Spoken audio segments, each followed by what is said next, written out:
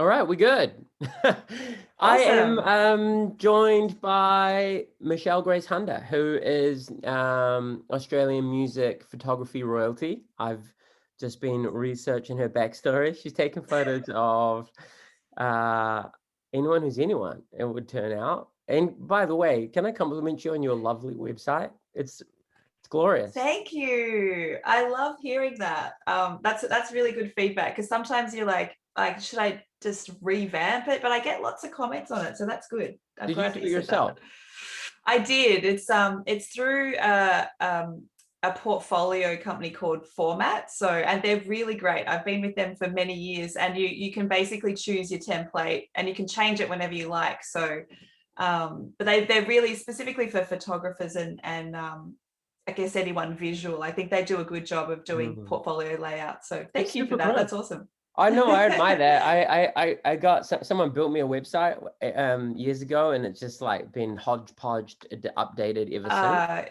And everyone that's had website builds, I've only heard bad things. Like, it's such a nightmare. Well, my friend who built it did a good, like, it was solid at the time, because she's like, dude, you need to like get into like the 21st century.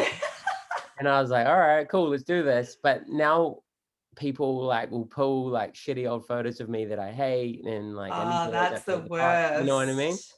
That happens to me too with my, like, if people Google my work, for some reason, work from like 2012 will come up, and I'm like, that's the worst example. I know. Why does that happen? It's so the problem annoying. with that is the problem with the digital era, is that people can take a snapshot, which is like 2 seconds of who you are and what you've done, and that becomes representative of you as a human being. I can talk about this all day. Yes. Twitter. So just quickly, you're fucking really successful. Go you. Thanks. I briefly met you, it turned out, at Unify Fest maybe 2 years ago or 3 years. Yeah, a couple of years ago. Yep. Which, for those of you who don't know, given I've got a kind of diverse audience, is a huge heavy music festival in Victoria, just out of Melbourne, about an hour out of Melbourne, huh? Yes. Yep. And I thought you were just a heavy music photographer, but you're not. You're a filmmaker and producer. You're a self-published author. You wrote a book about, well, you didn't write a book, you explained to me. You took photos. Yeah. It's a portrait book, so there's not many words in there. So words are tricky, you know. Yeah, exactly. Way better. I wish I could take photos to explain things. But it's about the Australian hip hop scene, right? Yeah.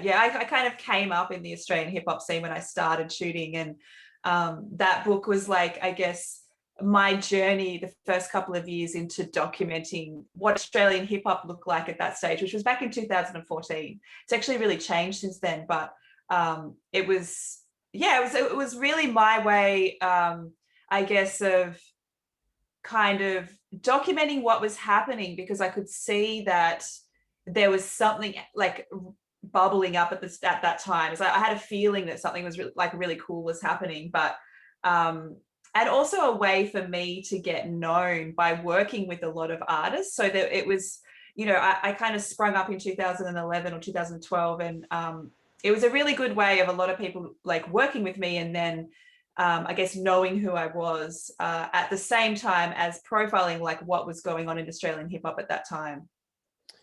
Because who are some of the big names in Australian hip hop, for those who are not familiar? Hilltop Hoods, Bliss and Esso, Illy, Seth Century, Pairs, like they were all the artists that were kind of at the forefront at that stage. But there's 182 individuals in that book. So I went really comprehensive. I went like, all of the artists that were kind of really dominating at that stage, but also a lot of, younger artists that were coming up, and people that I felt like, could eventually go on to have a career. And I just was really obsessed with the scene at that moment, because when I started, I was really ignorant to the scene. I was really, I knew of the Hilltop Hoods, but I didn't know about artists like Remy and like people that were doing really cool stuff that I really resonated with, and Briggs and a lot of the Indigenous artists. I knew Briggs personally, but he was actually my introduction to Australian hip hop, because I knew him from my hometown. But getting to know some of the other artists that were doing really cool stuff, like Mantra and Grey Ghost, and these really incredibly talented artists that I felt weren't really getting the shine of some of the bigger artists in Australia. So that was kind of the reason for doing it, was trying to shine a light on this really cool scene. And then since then, it's like completely changed. It's like the sound has changed. What the scene actually looks like has really changed, and the people creating the music it's actually really exciting. So it's interesting to see that came out in 2014. So it's interesting to see where it's moved on from there, which is really cool. So can you hear me here? Mm-hmm. Oh yeah. So it's really, as in like when you say like it's changed a lot, you're talking about the sound of hip hop in Australia. It's moved from kind of the boom bap to I guess as the sound, and I guess it always had a reputation of I guess being, for lack of a better word, quite white, like made by like a lot of white artists, which, you know, nothing wrong with that. Obviously Australia is a predominantly white country, but I think what it's moved into is actually a lot more Indigenous artists, a lot more African Australian artists, also like the drill scene with Pacific Islanders. Like it's just completely changed. The sound's completely changed, of where it's really moved into, I guess, you know, the popularity of the sound is just really different. So a lot of that more boom bap traditional kind of Australian hip hop sound, it's really moved on from that, I would say now.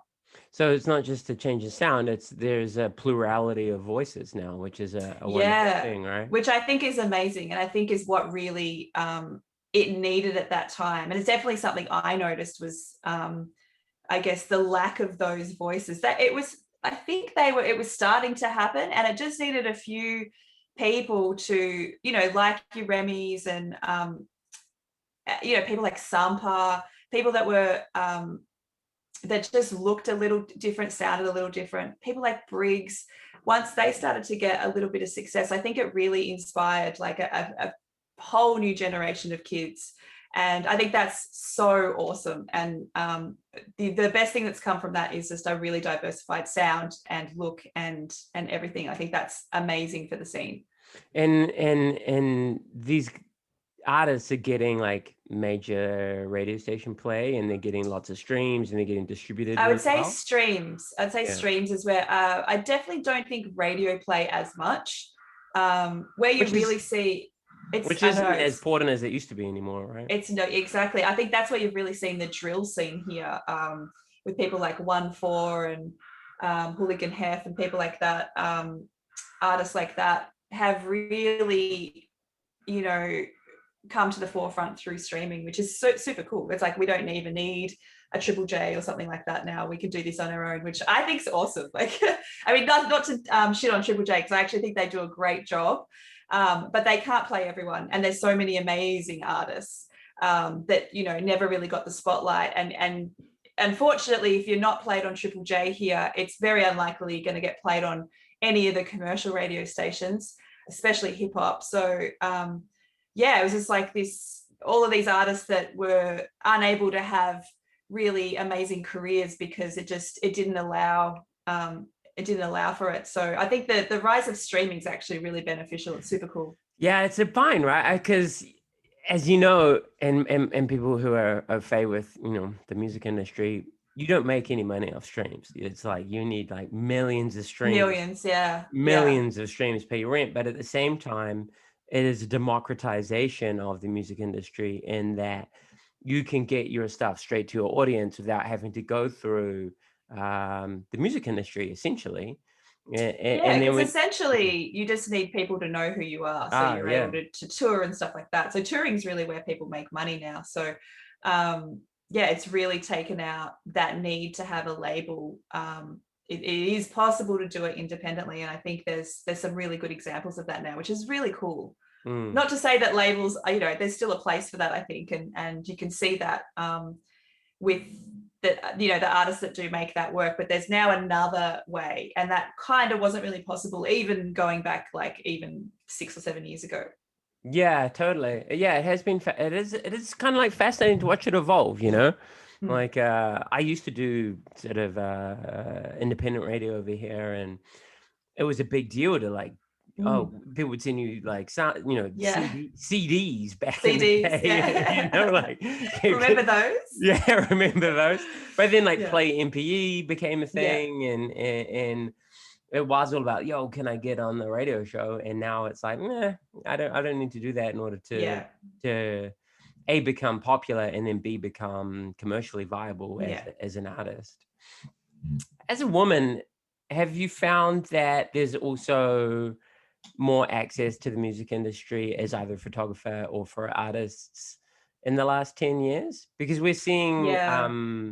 there's is it Beneath the Glass Ceiling? Is that the name of are you familiar with that? No, I don't think I am. It's an Instagram account. I think it's called Beneath the Glass Ceiling, but it's Cool. Australian based, looking at stories of, sexual harassment and sexual impropriety within the industry. Yep. And that's all come to the fore, not just in Australia and New Zealand, but, post Me Too. Have you seen more women emerging in this space, as well as more people of color and from different ethnic backgrounds? That's such a good question. When I started shooting, there were no women. It was like I was the only woman in the pit for so long. And I think specifically because I was focused on Australian hip hop as well. Obviously, it's a really male dominated genre, and people that seem to be attracted to the genre are predominantly male. So even the people that were, photographing it, were often men as well. So I didn't see a woman in the pit for so long. Like it was really wild. And it, for me personally, that didn't bother me. Like I've always been quite comfortable in male dominated spaces, and I worked in sport previously, and that's not something that intimidates me personally. But that's not to say that I didn't notice it. And, that could be very intimidating for other people. And it's definitely been a barrier, and something that I'm super aware of now, because there's such a big influx of female photographers, and really amazing young female photographers. And I'm conscious of really nurturing that and trying to be a mentor in that space, because that's something that I didn't have. And there's definitely times when stuff has happened, and I've personally been able to deal with it okay, because that's my personality. I'm very assertive, and generally stuff like, I can stand up for myself. I'm quite tall. I'm not intimidated by people, but I've had situations where I've been like groped or physically pushed or stuff like that, and that totally can make people quit. And I've heard those stories before, where people are just like, it's not worth it. It's not worth putting ourselves and our bodies and that in the way of harm. And unfortunately, when you're shooting in big crowds of people, and you can have security guards with egos and stuff like that, you're unfortunately going to run into issues at some stage. And what I like to do is actually just really talk about them and be vocal, and say, yeah, these are the types of things that you might encounter. This is how to deal with it. And just giving people information and the knowledge of, okay, this is not an isolated incident, so don't take it too personally, but understand how to deal with it when it happens, and just give people a little bit of information, so hopefully they can mitigate the situation when it happens. But there's really traumatic things. I can't say that how people deal with it is up to the individual as well. So, and there's been some horrific stories I've heard as well. So I don't want to minimize stuff that can happen when you're shooting, but I think if we all talk about it, at least we're aware, and we can have some education around it on how to deal with it and who to speak to and all those sort of things. I think ultimately, if we're talking about the gender dynamic there, and that artists and security and management tend to be male historically, although it's changing. Yeah, it is changing, but yeah, that is right. Generally... It's still that way even in 2021. Yes, it is. It is kind of on a cultural change to be required, because from what I understand, you're talking about to female photographers or people in the industry about, this is how you look after yourself. Yeah, this is what to do if something like, you know, if security is giving you a hard time, because, you know, it is a fact that security can give women a hard time because they assume that we're not meant to be in that space, or we're someone's girlfriend, or, you know, why have you got that pass? So you shouldn't, like, I mean, we've all had those situations. So just being able to be calm and talk your way through those situations is really important. And to know that it happens, and sometimes it's a chain of command thing, like they haven't just got the right information. But there's other situations where, you know, I've been physically pushed out of, you know, places and stuff like that, and knowing how to deal with that can be really tricky. It's very confronting, and when somebody puts their hands on you, I mean, anyone would feel that, a male or female, but if it's you know, you're a female and some massive security guard decides to push you out of space, it's not the nicest experience. Yeah, I think the point I was going to make is that I think men in the industry and in the space need to do a better job of talking to other men about what's appropriate and what's okay and what's not okay, right? Like when we're thinking about stories of harassment and like, you don't need to shove you don't need to shove anyone. You don't need to shove anyone. Yeah, right? that's. I mean, because I know male photographers definitely have had these experiences as well. So it just takes. I don't know. It's so jarring when it happens to you as a woman, because it's like, you know, often we are physically smaller and lighter and all those things. So it's very confronting when that happens. But like I said, just knowing that it happens to a lot of people, just being really calm and being able to stand your ground and know when you're meant to be in a space, know when you're doing your job, and communicating that you're just doing your job to someone else who's just doing their job, and having the ability to communicate that in a calm and concise manner can really help. But I've also been in the situation where, you know, someone's pushed me and I've seen red, or the red mist got emotional. The red mist I got a red mist. Like the red mist is a thing. Yeah, totally. So you know, I had an example quite recently, and it actually was in New Zealand. It really threw me because it hadn't happened for so long. That I just saw red. I was like, oh my God. Who are you over here shooting? I was actually shooting for the artist that I work with a lot. His name's Ruel, and he was supporting Shawn Mendes. But when we're shooting for an artist, we basically have free reign to go kind of anywhere. And I was with my videographer and his assistant for the night, and we were walking through a space, and the security guard actually let my colleagues go through and then stopped me. And I was like, no, I'm shooting for this artist. I'm able to go through. And he just stood his ground. He said, no, you're not. And like, this is after two guys just walked past him. And then he physically pushed me, like, on my chest as well. He physically pushed me back, and I just lost it. I lost it. And then I went straight to his, I guess his boss, who was actually just around the corner, and gave him a serve. And how did that get resolved? Like, what happened? It didn't really, to be honest. I guess the guy just kind of indicated to this other guy that I was able to go through in this situation. I had all of the, you know, the passes. Yeah.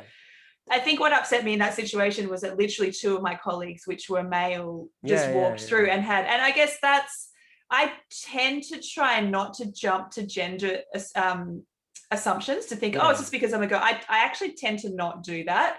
I like to assume, you know, positive intent in most situations, and just go, it's a mistake. But in this situation, that's when I think it really upset me. I was like, hell no, like, no, mate. That's interesting. It's interesting you say that, because I've been backstage with bands for 20 years, and I'm not in a band. I'm just friends with the band. I'm literally like, I'm just here for the fucking snacks and like to talk shit with my mates. But I think, like, and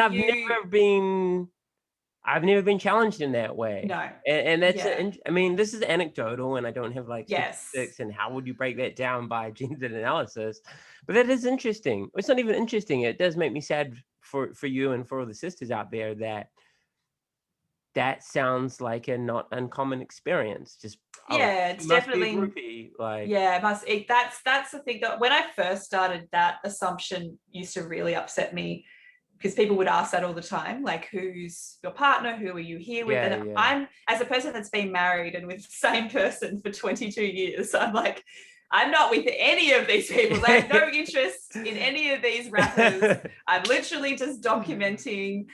These are my friends. Like, so that was quite offensive to me. But like, I guess, I don't know. It's just one of those things that just, that's what people assume that women are hanging around for. It's Yeah. quite annoying. But I mean, as I progressed in my career, I got it less, and I guess as I was more known and security became more familiar with my face and stuff. I mean, it hadn't happened in so long, but that situation of when I was in New Zealand and got physically pushed was something that just had not happened in so long, and it definitely, definitely, set me reminded off. you. So Well, that's yeah. I'm sorry And that even happened trying to you. oh, thank you, but even trying to explain it, to manage, the management that I work with and the art stuff, and I don't want to make a big deal out of it. Like, I didn't want anyone to, I was really minimizing it, just going, I don't want to make a big deal. I don't want it to be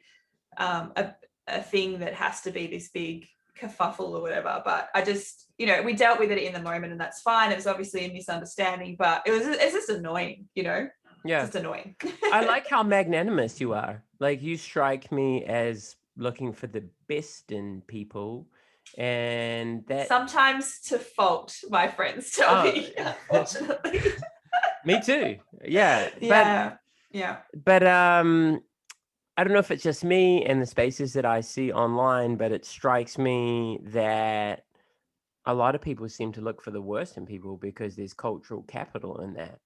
Is that? Yes, I've definitely noticed that as have you noticed well. that shift? It's like I everyone have, looks and it's for like the something. worst intent rather than Yes. there's to know better. Or where do you get that positive take from? Where's that view to err on the side of giving people the benefit of the doubt come from?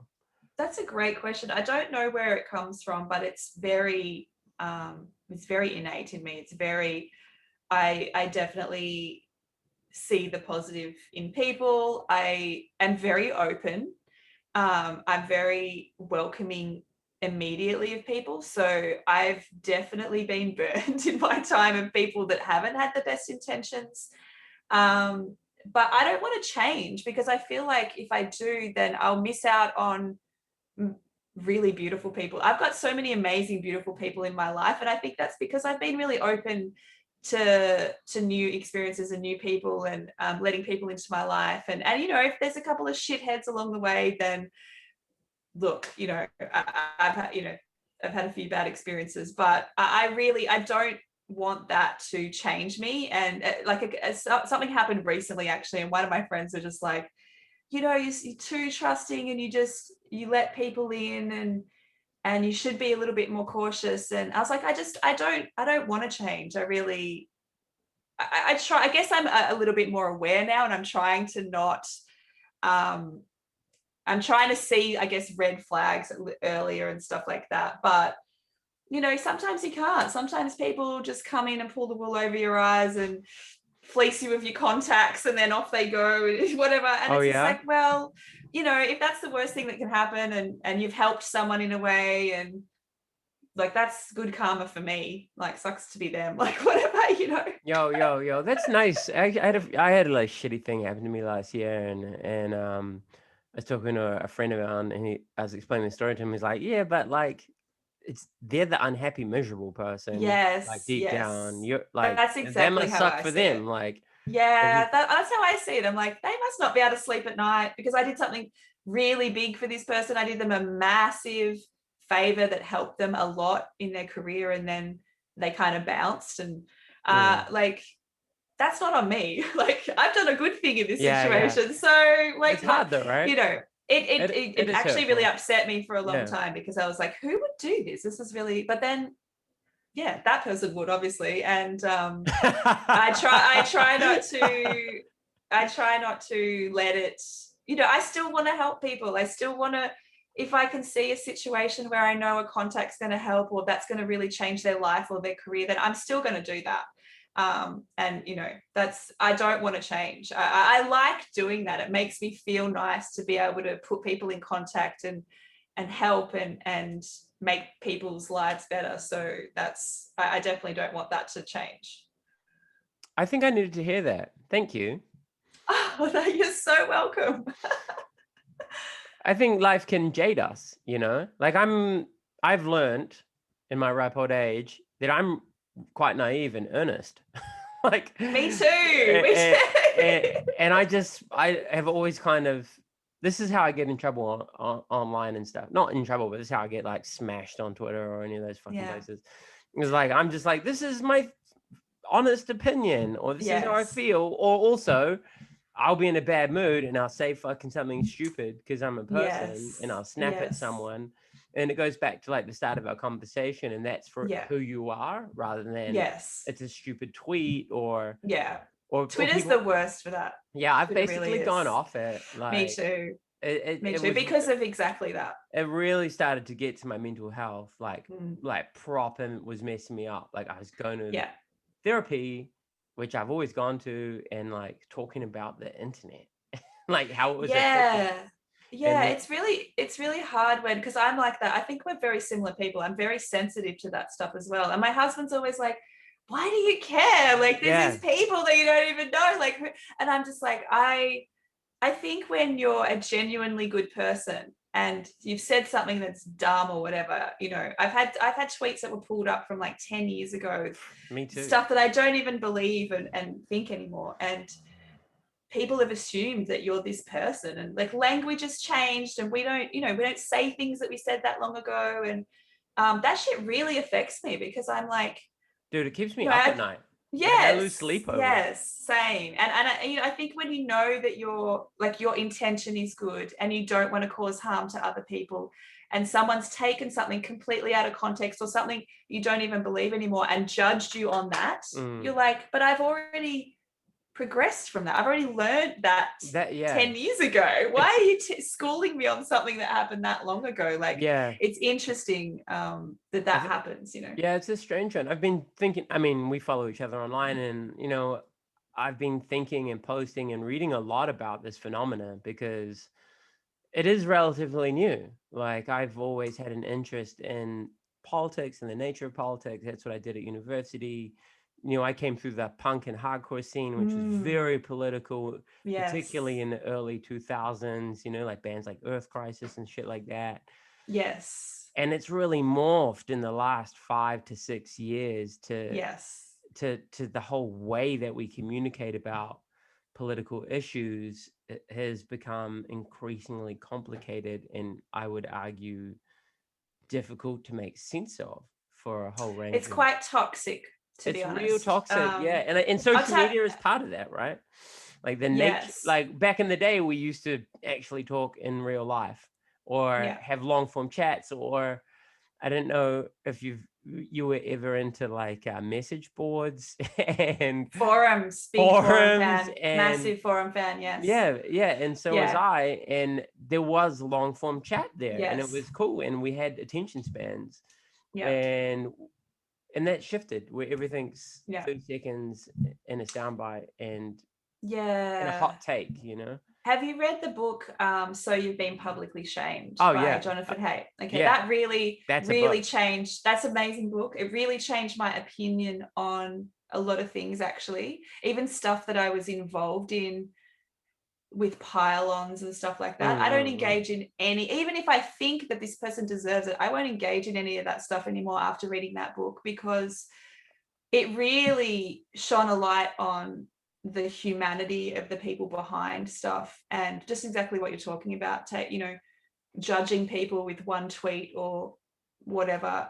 That's just not how we should judge people and humans. And you know, we're very complex.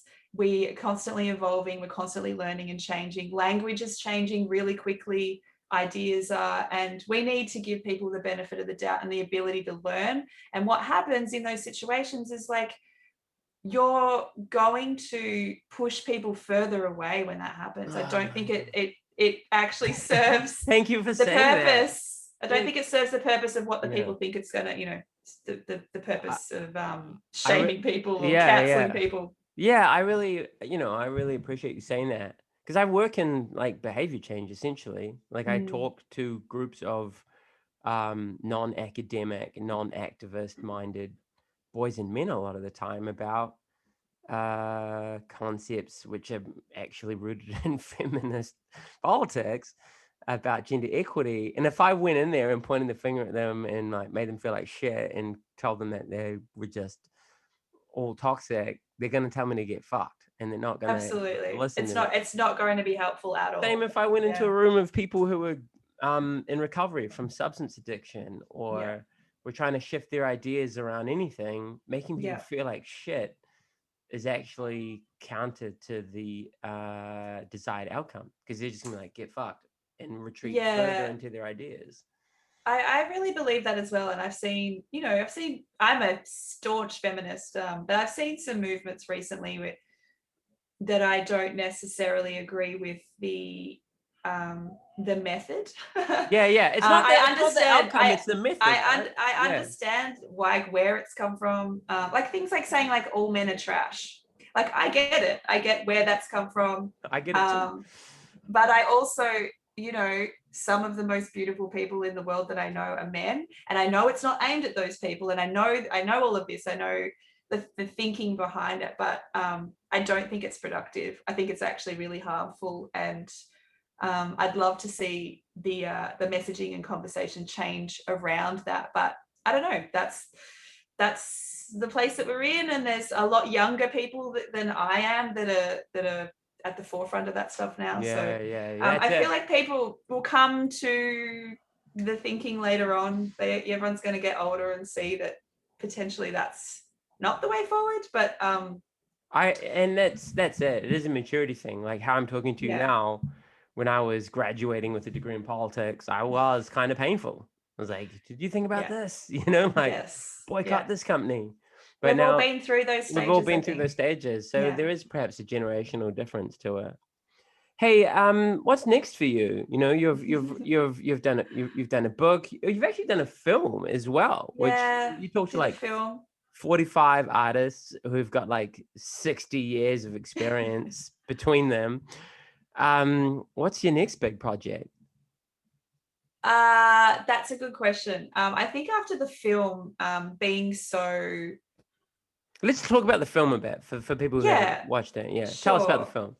Yeah, so the film's called Her Sound, Her Story. It was actually a documentary on women in Australian music, and it actually came out of me observing the gender disparity in Australian music, and wanting to have a conversation about that. So because I was so entrenched in Australian hip hop, I obviously noticed gender disparity in hip hop, but once I kind of stepped back and started working outside hip hop, I was like, oh, actually, this is across the board. And was looking at the statistics, and there was a stat that really blew my mind. It's kind of sparked the interest of doing a documentary, but it was that because there's often that conversation when there's gender disparity.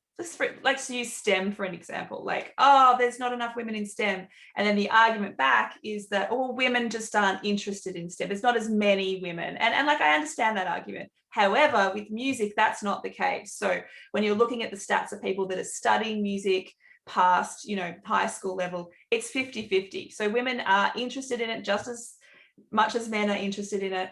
But when it comes to actually producing music and registering with APRA and actually putting music out, that dropped off to like 30%. So something happens in that, like studying to kind of then putting out music, or that there's something that happens in that kind of early 20s age for women that I was really interested in. So originally I was going to do just like a photo series like I did with Rise and just shine a light on women, but I was like, no, this is a conversation. Like we need to talk about, like, we need to talk to the women that are actually doing this, about what are the hurdles, what have you faced, what's making women drop off.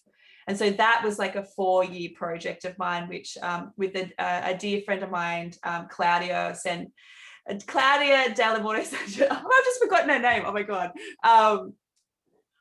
Holy shit. Let's just call her Claudia. I might have just gone blank. That's haven't. so bad. I worked I'm with an her old for 4 years. kickboxer. Happens all the time. My brain's punched to shit. You're fine. Claudia San Giorgi Dell'Amore. Oh my God, she's going to kill me. I forgot. I just went blank. But Claudia, I worked with for 4 years. She's an incredible filmmaker. And we went around speaking to all of these women and taking photos of them. And yeah, we produced this really amazing film back in 2018. It had a lot of impact here in Australia, actually, and started a conversation about, you know, what can we do about this gender disparity, and what are the obstacles, what are the hurdles, what are women facing that's just an extra barrier to all of the other things that all musicians are facing as well. So it was a really, you know, it nearly killed us, and it was a very intense project. And I think after being in it for so long, I really had to step back and just stop talking about it for a while as well, because we were just on every panel and every radio show and did so many interviews about it that it just became almost like, okay, we've done the documentary now. Like, other people need to go and fix the issues now, because we don't have the answers. We're just shining a light on it. And now the industry needs to step up and put some things in place. So yeah, that's where I got to with that, basically, and kind of had to take a bit of a step back and go, okay, what are the projects I'm going to work on from here? Because we don't have the solutions, you know.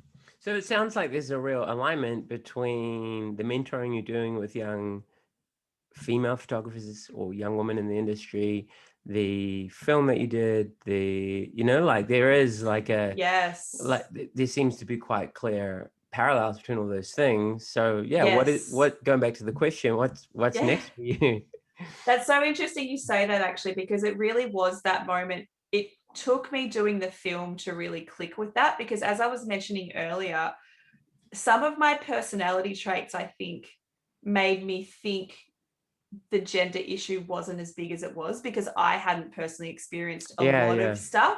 So I was and also I had really great experiences with men, specifically people that really put me on when I started. So I was a bit ignorant to a lot of the issues, but once I started talking to way more women, I was like, oh, okay, this is a way bigger issue. I've got to remove myself and my personal experience out of this and understand that it affects people differently, and they've had way different experiences. And that's when I really got passionate about mentoring and just being a person that anyone can, you know, if they need to ask a question about anything, or they've had an issue, or yeah, kind of anything, they could come to me. And that it started with kind of formal mentoring. And now, I guess during COVID, it's really branched off into mentoring in a way different space. So I'm live streaming on Twitch, which I know is a gaming platform. And no, I don't play games. I do photography related streams. And I create challenges for photographers so they can continue to create during this time. And I do interviews with industry professionals. But also I have a Discord that runs off the side of the Twitch channel that I'm just literally an open book. And the community has become like a resource for people to ask questions and just hang out with other, you know, aspiring photographers or photographers of different levels. And I love it. I love the community. I love the fact that it's created a space for young women where they don't need to be afraid of making mistakes or asking silly questions, or just being a really welcoming space for anybody that wants to join us. And it's not just women. There are a large majority of women there, which is really cool, because traditionally that hasn't been the case. So it's really cool to see that. You're like the big sister, right? Big sister to the... Big sister. They call me Mama Mishi, but yeah, a big sister's a bit more flattering. I'm like, let's roll with that. Yeah, Mama. You should change your handle to Mama Mishi. That's amazing. Mama Mishi, yeah. They always call me Mama Mishi, and I'm like, yeah, showing my age, obviously, but that's great. And I love being that. Like I do have a very nurturing side of my personality, and it does come out in just wanting to help all of these young people and see them thrive, and there's enough room for all of us, so it's super cool. Yeah, I like that. There isn't enough room for all of us, right? We often get into this binary, like, I got to win, or I got to be the best, or my success means that yeah, but there is actually space Women for, especially as well, because I think there was so few places that often women would pit it against each other, or there's that other female photographer and you've got to be better. Like, and I fell into that trap when I first started. yeah. But that's bullshit. Like there's enough room for all of us. And, you know, I love all of my colleagues, and I've got some dear friends that are amazing music photographers, and we talk all the time. And I think that's really great. I think it's a much more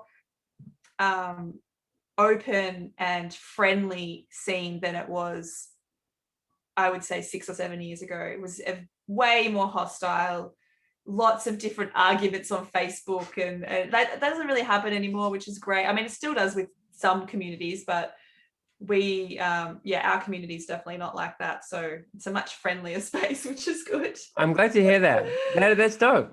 That you know, it's a nice microcosmic sign of positive social change when so much other shit's crazy right now, you know. I think there's been a couple of photographers that feel very similar to me that have really been at the forefront of that change and making ourselves available, making ourselves just, you know, you can ask us any questions and we're not going to, you know, ask us about rates, ask us about copyright stuff, like, because that's all the stuff we had to learn and make mistakes and, you know, get burned and stuff like that. So I'd rather teach that to other people so they don't have to go through what we had to go through just to get it right, you know. Yeah, I do know. What's up with music over in Australia? Are you guys back open for business? Some gigs are coming back. The outdoor venues in Victoria, things like Sydney Myer Music Bowl, are doing really great shows. So they put in these kind of like little pens. They're like, I can't really explain them. They're like scaffolding, but they're like little platforms everywhere. So 5 or 6 people can fit inside a little pen, and they're all over the grass everywhere. But which sounds really whack, but I went to a couple of gigs, and I don't know whether it's just because I'm old now, but I loved it. I was like elevated above everybody. There was nobody pushing in my space. I had a chair. I was like, this is the way to watch shows. Nice. The capacity is obviously lower because I think it's usually 10,000, but they're having gigs of up to 3,000. And so you get like a little bubble. They're putting you in an elevated bubble. Right. Okay. Yeah, elevated. It's like scaffolding. So it's like you're not actually literally enclosed, but you're you're in your own little chook pen. And then the indoor venues, the smaller, I think I went to one, I went to an Illy show not that long ago, which was at a venue that usually holds about 1,200, and I think they had about 500 in the venue. So, you know, slowly shows are coming back, obviously at reduced capacity, but that's, you know, that's really amazing. I'm pretty sure I'm penciled in to do a trip with Ruel the end of this month to Perth. So that's cool. We might be able to travel again, which I'm really excited about. So I know. I'm just dying for the overseas touring because that's the stuff that I love, and I was doing so much of that in 2019 and was supposed to be doing a lot in 2020, but I'm just dying. I'm like, just give me the vaccine. I'm ready. Let's go. I'm ready. I am so ready to get out of here. And I know. I was talking to Sam from Architects the other day, and you know, they've just put out the new album. Yes. And it's fucking blowing up and it's amazing. Yes. He's like, I actually haven't heard it yet. I need to go. I need to listen to it. I need to sit with it. Dude, it's amazing. Like I don't have any doubt, because I'll just tell you a little story. I was at Unified a couple of years ago, maybe like 4 or 5 years ago. And my friend Ben Ellingworth is an amazing drummer. He's a really dear friend of mine. And he said, whatever you do, see Architects. And I knew nothing about them. And Neil said to me, you can actually shoot up from the tower if you want to shoot this set. So I went up the top of the tower and I watched Architects, who I knew nothing about at that time. And they blew my fucking mind. I was like, this is the best band I've ever seen in my life. I was just blown away. So since then I've been following, and I did know that an album just dropped, so I definitely need to listen to that. Check it out. They're in contention for like #1 in the UK chart. So excited. the point I was making was like, he was like, I want the injection, like put it in my Yes. eyes. But Like I yes. want a tour. Yeah, I Yes. really feel for all of our friends and the people we know Yeah. whose whole livelihoods are dependent on huge crowds coming together and selling Yeah. merch and I know. like, I've seen Joel from Amity, tweeting a lot about this stuff. It this yeah, breaks my heart as well. If like that's when you're, for me, it's a little bit different. Like my income isn't mainly derived from touring, even though I do a lot of touring. Most of my income's actually derived from press shots and album covers and stuff like that. So I can work in the studio, and as soon as we were able to work, I was back shooting again. But the people that it's mainly from touring, which is musicians and touring photographers and stuff like that, like they've been smashed so badly. And like, with things over here, we had JobKeeper for a while, but like a lot of people didn't qualify for that, and it stopped this month. And it's still that industry is not back to its full capacity. yeah, So not at that's all. a huge issue at the moment. Yeah, With what because are these people going to do? it's like an informal economy, right, in a lot of Yes, ways, yes, and I guess not everyone's books are up to date, and it's like, how do you prove yeah. how much It's income you make? And even with I mean, thankfully for myself and my husband, we qualified for JobKeeper, and I'm a sole trader, but there was a lot of people that were just contractors that went yes, from show to show or whatever. And I think you had to be, if you were a contractor, you had to be employed by like for up to 12 months, which doesn't happen in this gig economy. It doesn't, that's very rare that you get a gig for 12 months. Like that's yeah, almost yeah, unheard of. So like the film industry, as I used to work in the film industry, so our contracts used to be 3 or 4 months. Like all of those people missed out on getting JobKeeper. So I mean, I feel very fortunate in Australia. I feel like the government did a relatively good job, and I don't want to feel like we're complaining, because God, my friends in America are just fucked right now if they work in any creative industry or musician or anything like that. But so I do feel very grateful, but there's definitely people that I really feel for that slip through the cracks, that were not looked after as well. So or not looked after as well, because there's still avenues. It just wasn't as good as what they offered for JobKeeper for us. yeah, we're the same over here. Hmm. Hey, I've taken a lot of your time up. I really, really I appreciate talk it. to you all day. Yeah, Don't well, worry so about could it. This is I chill. actually. I'm like, this is really fun. Yeah, It is really fun. yeah, maybe we'll do this again. Yes, I'm totally down. Did Yeah, we even cool. talk? I don't even know. Did we even talk about anything? I can't even Not remember. It really. was I didn't just really. crapping on. I just was like, yo, what's up, girl? Like, you seem cool. You seem like that. Let's hang. Yeah, Let's yeah, hang for an yeah. It's an hour. online hang. No, I think it's been really insightful. I think you had a lot to share. I think it's important for people to hear about the female experience in the music industry outside of being a musician. We Yeah. here in New Zealand, we've had a really big story broke about some, sexual harassment, sexual impropriety between management and artists, and we hear that story, but Mm. not so much about photographers and people in the Yeah. industry who aren't artists. So Yeah. I think what Yeah. you have to share, your insights and your experiences, which you've couched in actually a really understanding and compassionate way, is important for anyone who listens to this. So thank you very much for taking the time and the way you communicated those ideas. I really genuinely appreciate it. Oh, my pleasure. Hopefully it made sense and people people thought that it was interesting. So yeah, I where, really love this chat. It was great. where can people follow you if they want to check you out? Yeah, you can just find me at michellegracehunder.com, and pretty much there you'll find links to everything else. So or I'm pretty much Michelle G Hunder on all socials, Twitter, Twitch, Instagram, all of the things. So pretty easy to find. If you Google me, you'll probably find some shit photos that I took in 2012 and some photos of when my head was like half shaved and stuff. I don't know why they're still on Google, but yeah, if you Google me, you'll find me. Dude, the shit that's on me if you Google me is terrible. Hey, this has been rad. Let's I'll put all your details in the description of this video anyway. Cool. Awesome. Yeah, it's been real fun. Thank you so much. Thank you. Thanks so much. You're welcome. Bye.